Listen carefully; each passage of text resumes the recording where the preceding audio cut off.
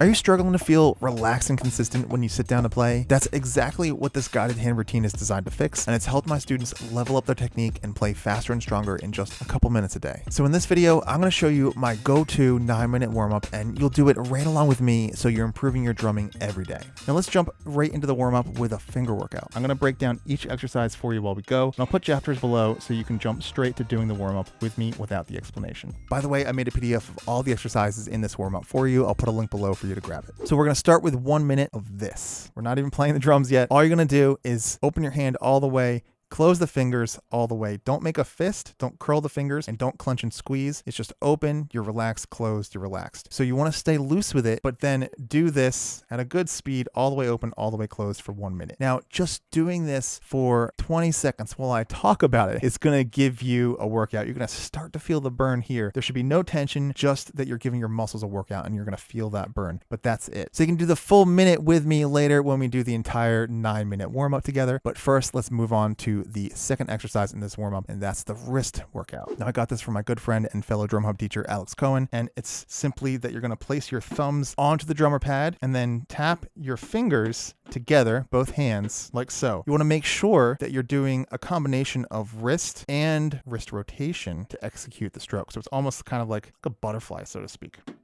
And doing this together, make sure that you're not flaming. It's going to work out your wrist with both hands, and it's a simple thing that really adds up to giving you the strength and endurance and speed that you need long term. Exercise 3, let's bust out the pad for this one. We're going to play rebound strokes, but we're going to add a little twist to it. So rather than just playing right 8 times, 5, 6, 7, 8, left 8 times, 5, 6, 7, 8, we're going to throw in unisons into the mix. That means both hands together, playing at the same volume, playing at the same time, so no flamming. If you're flamming, you're doing it wrong. Just slow it down and fix it until you can play the unisons. So the actual exercise we're going to be playing is right times 8, unison times 8, left 8 times, and then unison again 8 times and loop it. This is going to get your hands dialed in together, and the more perfectly you can play your hands perfectly together in unison, the better your timing gets, the faster and cleaner your singles get. It really works wonders for your speed and just overall timing and precision as a drummer. Next exercise. Now for 2 minutes, we're going to be playing singles, but with a twist again. So we're not just going to be playing straight singles the entire time, but rather we're going to be moving and shifting the accents around using the rhythmic checklist, which looks like this. This is the version with all the different accent permutations for any group of 4/16 notes. So you have no accents as your bass. Then you have 1 E and 2 E and 3 E and 4. Then you can accent the 1 E, 2 E, 3 E, 4 E, 1 E and 2 E and 3 E and 4 E and 1 E and so on. 2-note combinations, 3-note combinations. Now, doing this together, we're just going to do 1 measure of each and loop it as many times as we have to get through 2 minutes. But on your own, you should be mastering each and every rhythm by itself. So 1 E and 2 E and just looping that, doing no other rhythm, and perfecting that, getting really comfortable, getting really loose with it before you put together the entire sequence. Now, after you've done your singles, we're going to now practice doubles. But the most important thing you should do, and this is why I'm teaching it this way, is practice 1 single pattern for a long period of time. So even though we're doing this quick warm-up where it's 2 minutes of each, you should be doing 10 minutes of each and mastering each and every pattern. But the point of this is that what you shouldn't be doing is 4 bars of each pattern. You know those warm-ups that have you do, okay, singles,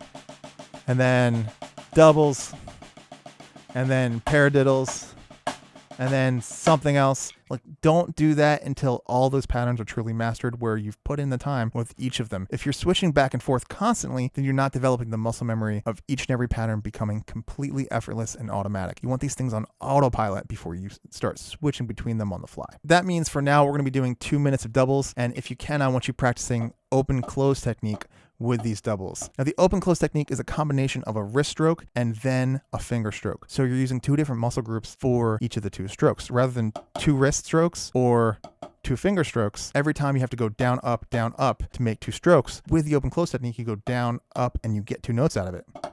And once you get this technique down, you can very easily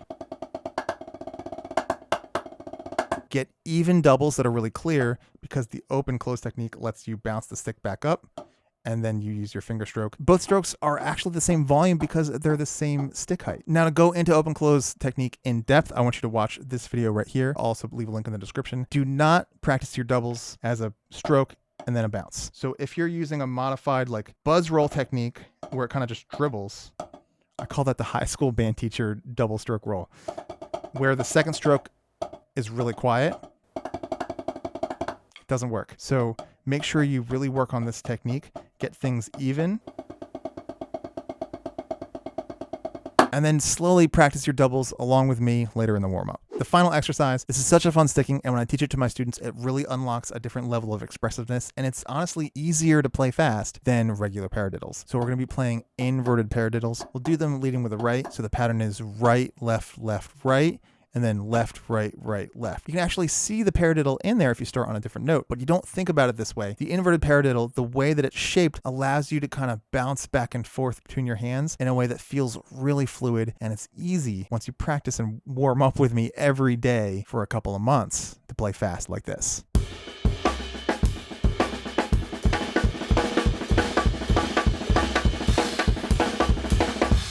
All right, quick question. What other warm-ups do you guys use that I haven't mentioned? Leave a comment and let me know what's working for you. All right, now full warm-up time. What I want you to do, if you've been playing for at least 6 months, do it at the tempo that I'm playing and keep everything steady, keep everything loose. I want you to warm up with this video every day. Leave a comment below with the date and how you're doing with the exercises. If you've been playing the drums just for a little bit of time, then put my video on mute, put a metronome on at a slower tempo than what we're doing, and still do it along, but make sure you're doing it at the tempo that works for you, that you keep everything clean and everything super relaxed. Here we go.